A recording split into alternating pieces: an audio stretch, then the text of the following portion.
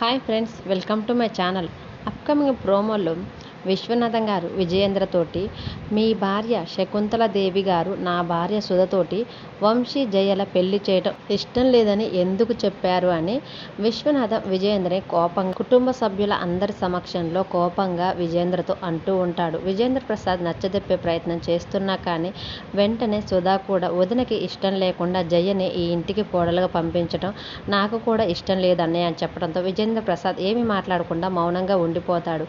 మరోవైపు శకుంతల ఫస్ట్ అయితే ఆ గంగని ఈ ఇంటి నుంచి బయటికి పంపించేసేయాలి. ఇప్పటి నుంచి శకుంతలాదేవి ఆడే మైండ్ గేమ్ ఏంటో మీరందరూ చూడబోతున్నారని చాలా కోపంగా శకుంతల తనలో తానే అనుకుంటూ ఉంటుంది. తర్వాత విశ్వనాథం గారు శకుంతలాదేవి దగ్గరికి వచ్చి, మీరు జయకి వంశీకి ఇద్దరికి పెళ్లి చేయటం ఇష్టం లేదని చెప్పారు.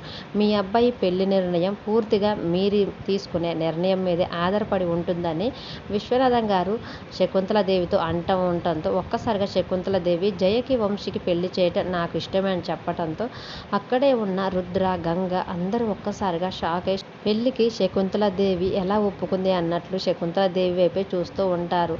మరోవైపు జయ, వంశీ మాత్రం శకుంతలాదేవి పెళ్లికి అంగీకరించడంతో చాలా సంతోషంగా ఒకరినొకరు ప్రేమగా చూసుకుంటూ నవ్వుకుంటూ ఉంటారు. మరి అప్కమింగ్ ప్రోమోలో శకుంతలాదేవి ఎలాంటి ప్లాన్తో వంశీ జయల పెళ్లికి ఒప్పుకుంది అనేది అప్కమింగ్ ప్రోమోలో చూద్దాం. వీడియో నచ్చితే ప్లీజ్ లైక్ చేసి మన ఛానల్ని సబ్స్క్రైబ్ చేసుకోండి. Thank you for watching.